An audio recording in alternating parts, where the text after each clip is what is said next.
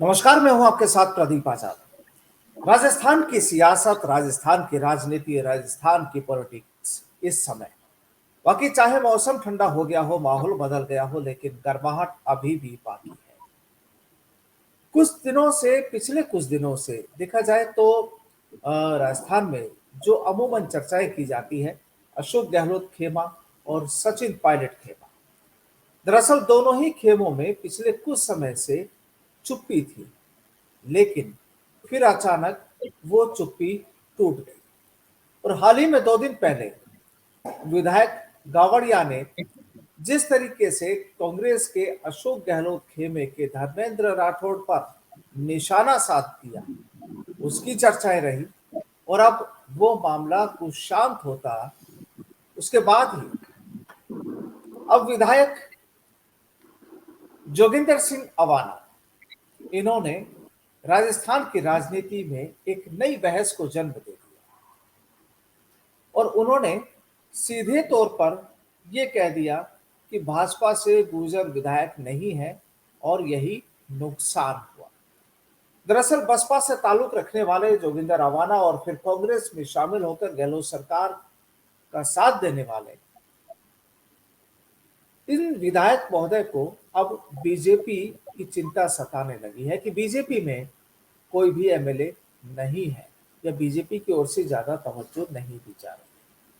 दरअसल कहानी क्या है, देखिए, जिस तरीके से जब जब सचिन पायलट का नाम राजस्थान की राजनीति में लिया जाता है, तो खासकर गुर्जर समुदाय की ओर से भी, गुर्जर समाज की ओर से भी कई बार अलग अलग चर्चाओं की एक शुरुआत होती है। हालांकि कहा तो ये जाता है कि सचिन पायलट 36 कौम के नेता हैं, 36 बिरादरियों के नेता हैं और उनके लिए समाज कोई ज्यादा अहमियत नहीं, तमाम लोग उनके लिए अहम होते हैं। लेकिन यहाँ पर कुछ कहानी दूसरी है। कहानी क्या है? सचिन पायलट की राजस्थान में अभी तक चुप्पी या उनके खेमे की ओर से चुप्पी क्यों है? और दूसरा, जिस तरीके से जोगिंदर सिंह अवाना ने जो बयान देकर एक नई गर्माहट पैदा कर दी राजस्थान की सियासत में, उसके पीछे की कहानी क्या है? दरअसल इसी मुद्दे पर चर्चा होगी और चर्चा के लिए हमारे साथ मौजूद हैं बच्चू सिंह बैसला। आप राष्ट्रीय महासचिव संगठन अखिल भारतीय गुर्जर महासभा से जुड़े हैं। हिंदुस्तान के तमाम हिस्सों में बच्चू सिंह जी का दौरा रहता है। समाज के प्रभावी लीडर भी हम मान सकते हैं, समाज सेवी भी हम कह सकते हैं। तो इन्हीं के जरिए थोड़ा सा जानने की कोशिश करते हैं कि आखिर सूबे की सियासत में इस वक्त चल क्या रहा है। बच्चू सिंह जी, नमस्कार प्रदीप जी। नमस्कार। सर्वप्रथम तो आपने मुझे इस बहस में शामिल किया, उसके लिए धन्यवाद। और मैं ये कहना चाहूंगा, जो आप कह रहे हैं कि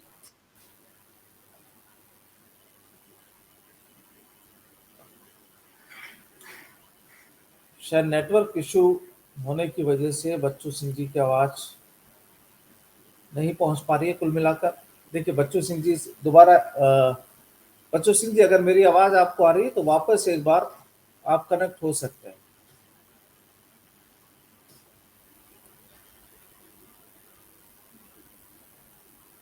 चलिए, बच्चू सिंह जी दोबारा रिकनेक्ट होंगे हमारे साथ। लेकिन आपको बताएं कि जिस तरीके से पूरे की जो नई एक बहस को जो जन्म दिया गया है, और कहानी अब चर्चाओं में ये कि जो गहलोत समर्थक विधायक हैं, उन्हें बीजेपी की चिंता कैसे होने लगी है। अब देखिए, राजस्थान में अगले साल विधानसभा चुनाव होने हैं। जाहिर सी बात है कि कांग्रेस, बीजेपी और तमाम राजनीतिक दलों ने और तमाम राजनेताओं ने अपनी कहानियों की शुरुआत कर दी है, सियासी कहानियां शुरुआत कर दी है। लेकिन अब वहीं भरतपुर के नदबई से कांग्रेस विधायक और साथ ही देवनारायण बोर्ड के अध्यक्ष जोगिंदर सिंह अवाना ने ये कह दिया कि बीजेपी से गुर्जर समाज का एक भी विधायक नहीं जीतने का समाज को नुकसान हुआ है। अब यहां पर एक तरफ तो राजस्थान की पॉलिटिक्स और दूसरी तरफ समाज की चिंता। कुछ यही तस्वीरें, कुछ यही हालात इस समय राजस्थान में बने हैं। इन्होंने सीधे तौर पर यह कहा कि गुर्जर समाज के बीजेपी के सभी उम्मीदवारों को हरा दिया गया। ये जो बयान है, और इस बयान के बाद अब चर्चाओं का सिलसिला शुरू हो चुका है और अवाना के इस बयान पर अब कांग्रेस समर्थक गुर्जर नेताओं ने ऐतराज भी जताया है। खबरें ऐसी भी आ रही है। चलिए हमारे साथ बच्चू सिंह जी एक बार दोबारा रिकनेक्ट होने की कोशिश करें। बच्चू सिंह जी से हम पूरी चर्चा करेंगे इस मुद्दे पर कि आखिर वो किस तरीके से इस पूरे मसले को सोचते हैं। बच्चू सिंह जी, मेरी आवाज आ रही है आपको? बिल्कुल आ रही है मेरे को, बिल्कुल आ रही है। मैं आपको कहना चाहूंगा जी जी प्रदीप भाई, कहना चाहूंगा कि जोगिंदर अवाना जी उत्तर प्रदेश की धरती से आके राजस्थान में उन्होंने उनका गोटी समीकरण बैठ गया और वो राजस्थान में जो है भरतपुर के नदवई विधानसभा से विधायक बने।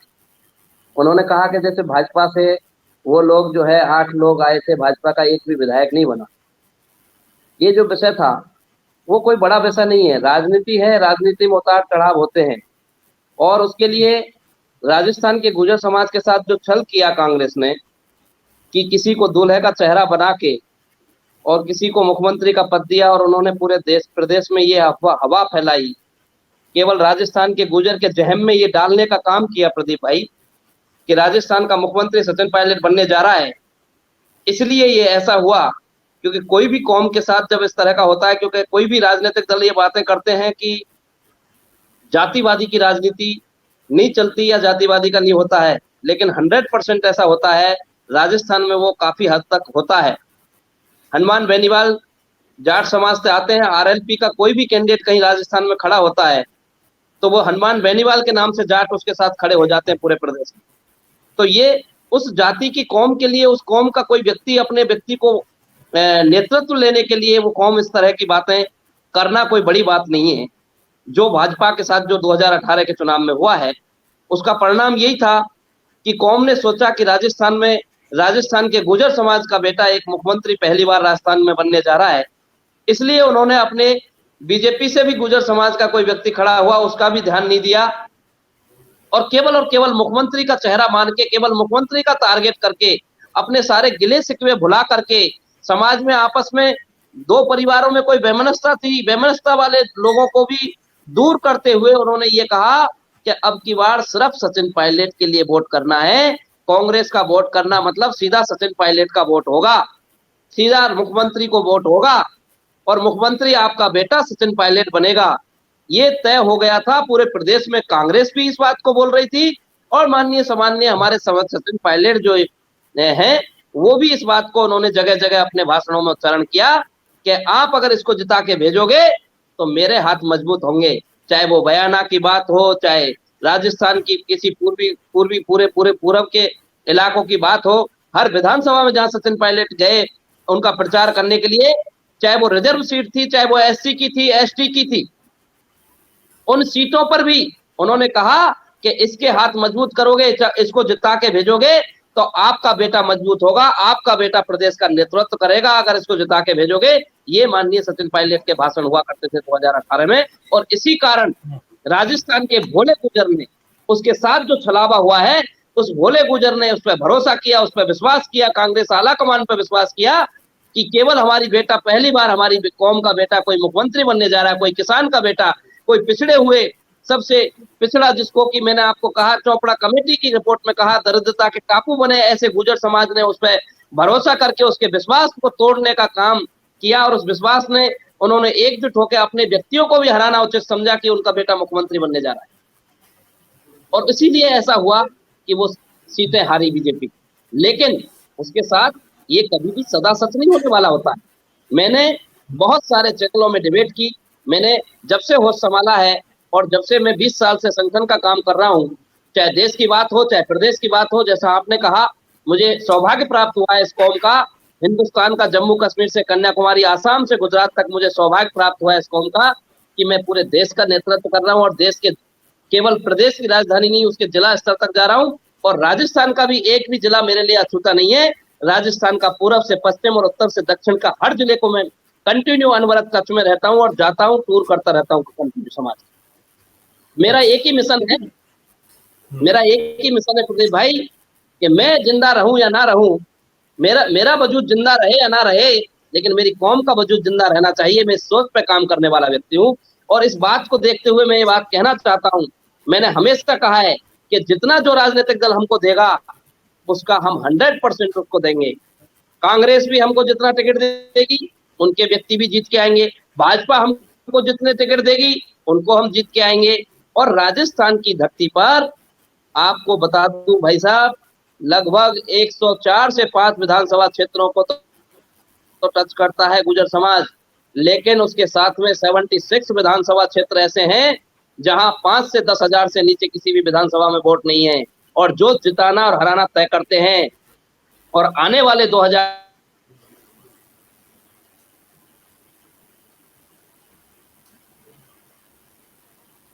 बिल्कुल बच्चू सिंह जी, आपकी शायद नेटवर्क इशू होने की वजह से आपकी आवाज कट चुकी है, आवाज नहीं मिल पा रही है हमें। ये सब जी जी, आपकी आवाज बीच में कट गई थी बच्चू सिंह जी, शायद नेटवर्क इशू की वजह से कुछ समस्याएं हैं।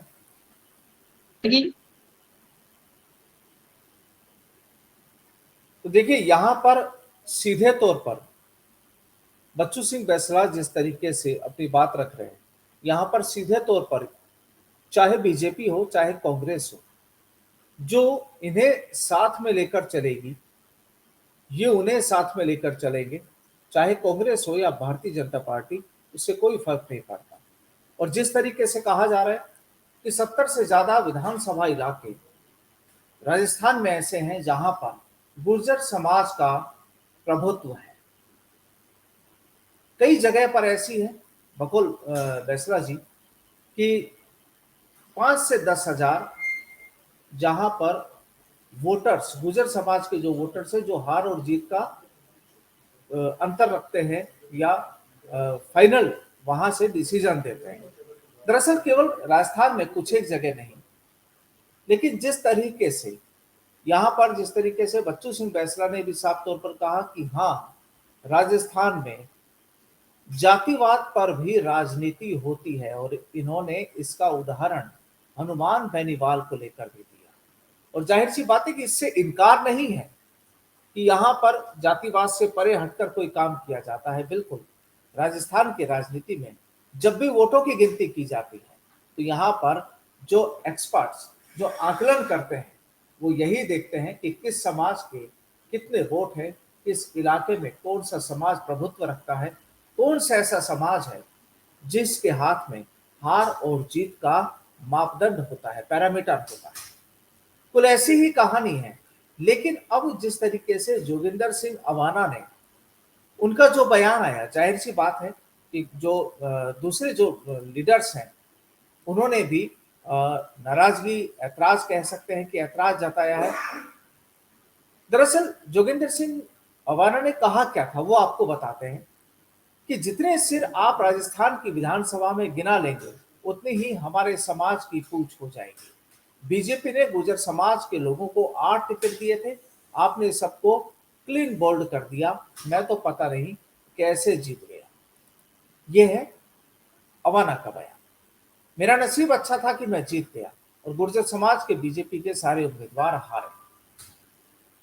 कुल मिलाकर यहाँ पर जो कहानी है, यहाँ पर सीधी सी एक कहानी कि राजस्थान में अब एक इस तरह के बयानों के बाद जो एक नई पॉलिटिक्स को जन्म मिला है, एक चर्चा का विषय जो बना है कि किस तरीके से गहलोत सरकार के विधायक विपक्षी पार्टी की भी चिंता करने लगे हैं।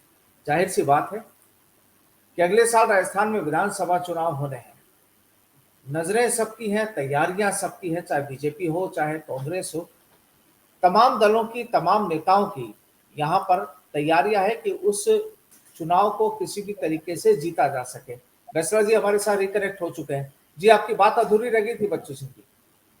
जी प्रदीप जी, मेरा यही कहना है कि आने वाले विधानसभा में हो सकता है जो भी विधायक महोदय आज बयान दे रहे हैं, ऐसा हो कि उनका सुपड़ा साफ हो जाए, क्लीन स्वीप हो जाए और भाजपा की शायद इतनी सीट निकल जाए। अगर भाजपा गुर्जर समाज के लोगों को मौका देगी तो आपको ये देखने को मिलेगा कि ये उल्टा दिखलेगा, जैसा आज उस समय कोई भाजपा का विधायक इनकी जगह ये बयान दे रहा होगा, ऐसा मेरा मानना है। इसलिए मैं कह रहा हूं कि जो राजनीतिक दल हमारी अनदेखी करेगा, हम भी उसकी अनदेखी करने में नहीं चूकेंगे। और जो राजनीतिक दल मेरी कौम का ध्यान रखेगा, हम भी उसका बहुत अच्छे से ख्याल रखेंगे। जितना हमको जो देगा उतना हमसे वो लेगा। ये मैं संगठन के माध्यम से बड़े कॉन्फिडेंस के साथ कहता हूं प्रदीप भाई कि आपको आने वाले समय में इसका रिजल्ट और परिणाम आपके सामने होंगे। जिन लोगों ने हमारे साथ छल किया है, चाहे वो राजनीतिक दल हो, चाहे वो व्यक्ति हो, जिसने हम लोगों को छल किया है हमारे साथ, हमको गुमराह करके हमारे साथ आज तक जो हम देश आजाद हुए इतना समय हो गया और हमारा आज भी हम लोग उस मुख्य धारा के लिए कई लड़ाइयां हमें संघर्ष कर करके हमें हमारा वजूद प्राप्त करना पड़ रहा है, हमारे इतिहास को बचाना पड़ रहा है, हमारे इतिहासों के लिए हमको लड़ाई लड़नी पड़ रही है, हमारी मूलभूत समस्याओं के लिए हमको बिना संघर्ष के कोई सरकार नहीं देती, चाहे प्रदेश की हो, केंद्र की हो।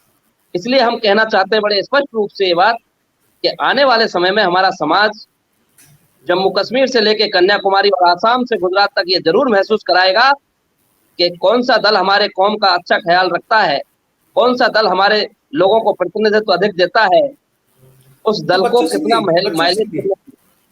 बच्चों सिंह जी, क्या ये जो तमाम जो बात आप कह रहे हैं कि जो भी छल करेंगे या जो भी पार्टी छल करेगी या नेता छल करेंगे, आप उन्हें सबक सिखाएंगे, क्या आपका ये जो एक्सपीरियंस है सचिन पायलट की पिछली जो बातें रही है, जो माहौल रहा है, जो दर्द रहा है, उसी को लेकर आप इसको कह रहे हैं? बिल्कुल क्लियर है, इसमें कोई इब्बट नहीं है, ये सच्चाई है।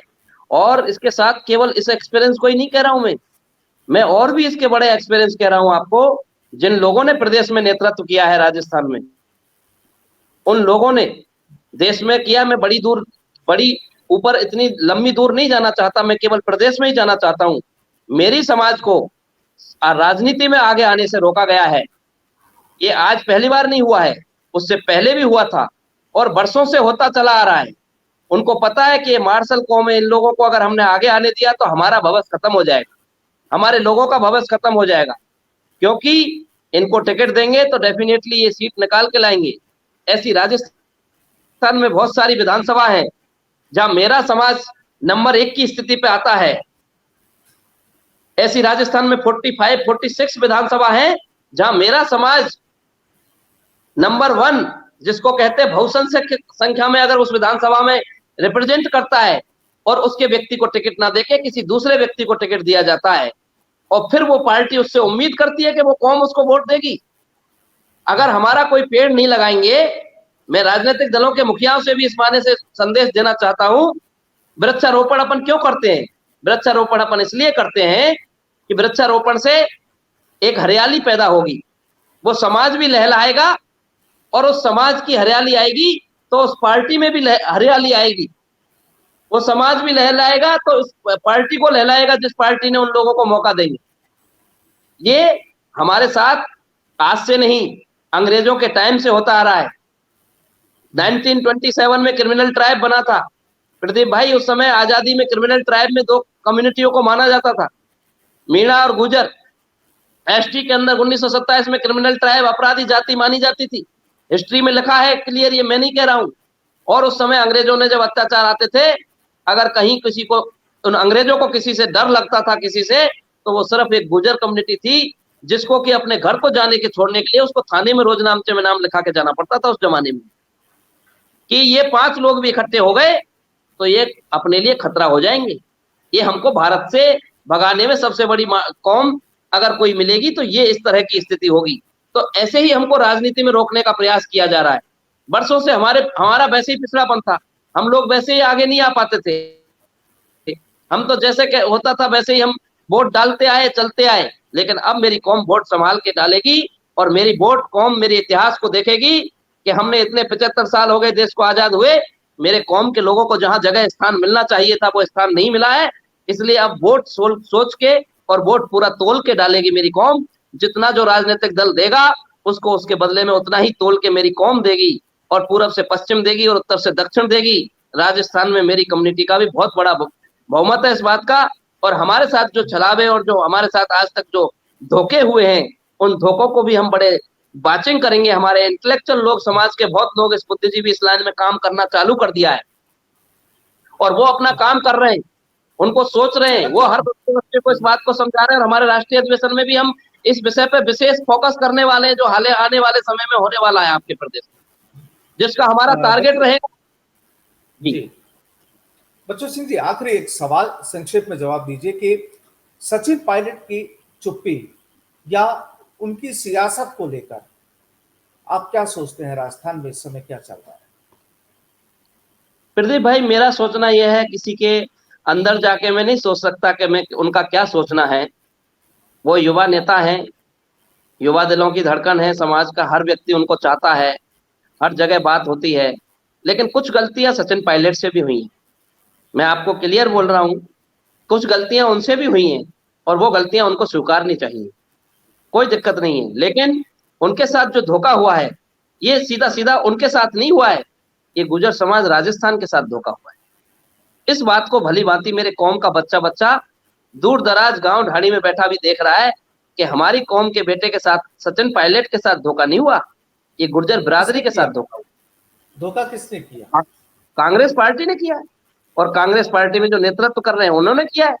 उनके भविष्य में उनकी भी पीढ़ियां आएंगी, उनके भी बच्चे आएंगे, वो भी राजनीति करेंगे। लेकिन बच्चू सिंह उनको जी, कौन राजनीति करने देगा इस तरह से? लेकिन बच्चू सिंह जी, आप ये कह रहे हैं कांग्रेस ने धोखा किया, तो पायलट तो लगातार यही कहते आ रहे हैं कि 2023 में सरकार को रिपीट करना है, सबको मिलजुल कर काम करना है। ये सब बेवकूफ बनाने वाली बात है, इन बातों से कोई ताल्लुकात नहीं। मैं भी व्यक्तिगत में सहमत नहीं हूँ, और साथ में मेरी कम्युनिटी भी, शायद बच्चा भी आज एक जो बिल्कुल अनपढ़ होगा, जिसको कुछ भी होश नहीं होगा, जो गांव में खेत में काम कर रहा होगा, उनको भी इन बातों से कोई सरोकार नहीं। ये जीवन की सच्चाई है। लेकिन मैंने आपको फिर पुनः कहा है, मेरी कौम का जितना ध्यान रखेगी, चाहे वो भाजपा हो चाहे अन्य दल हो, अब मेरी समाज वोट करने को सीख गई है। और वोट, अब तक हम लोग बहुत पिछड़ापन, बैकवर्डनेस था हमारा, उस बैकवर्डनेस को भी हमने इंप्रूव किया है। हमारे बच्चे सर्विसों में आए, आज हम बहुत आगे बढ़ रहे हैं, ऐसी कोई बात नहीं है, क्योंकि हम लोगों में भी एक आग जगी है शिक्षा के प्रति और हर विषय के प्रति। हमने आंदोलन और संघर्ष जो हुए हैं, उनसे हमारी एक नई जिज्ञासा पैदा हुई है हमारी कौम के युवा पीढ़ी के बच्चों में। और हमारे सब लोगों के ये अच्छे से समझ में आया है कि इस देश के आजाद होने के बाद हमारा कोई कैबिनेट मंत्री नहीं, हमारा कोई मुख्यमंत्री नहीं, किसी प्रदेश में मुख्यमंत्री नहीं, देश के किसी, भारत की सरकार में, किसी भी सरकार में, आज की सरकार में नहीं, जब से देश आजाद हुआ है कोई कैबिनेट मंत्री नहीं बना गुर्जर बिरादरी का आज तक। तो ये बहुत बड़ी दुर्भाग्य की बात है मेरे कौम के लिए प्रदीप भाई, ये सोचने का विषय है, और इसको सोचने पर मजबूर है मेरी कौम।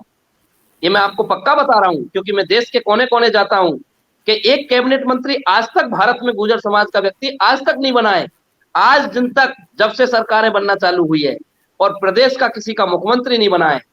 ये बहुत बड़ा एक सोचने का, समझने का, मंथन करने का, चिंतन करने का विषय है मेरी कौम के पास। और मेरी कौम इस बात को टकटकी लगा के चिंतन कर रही है, मंथन कर रही है, सोच रही है, समझ रही है कि ये केवल मेरी कौम को रोकने के, मेरी कौम के बेटों को रोकने का ऐसा क्यों काम होता है, ये राजनीतिक दल ऐसा क्यों कर रहे हैं, और जो लोग कर रहे हैं, क्या उनकी पीढ़ियों में, आगे आने वाली भविष्य की पीढ़ियों को वो भी तो राजनीति में आएंगे, और उनकी राजनीति के क्षेत्रों में हमारा भी कहीं ना कहीं योगदान होगा, हमारी गुर्जर समाज का भी कहीं ना कहीं योगदान होगा, जिसकी वजह से उनको हम प्लस माइनस करने की स्थिति में होंगे। हम ये नहीं कहते कि हम इतिहास पलट देंगे, पूरा कर देंगे, लेकिन हमारा एक छोटा सा, कहते हैं ना, गिलहरी का प्रयास भी बहुत बड़ा प्रयास होता है प्रदीप भाई।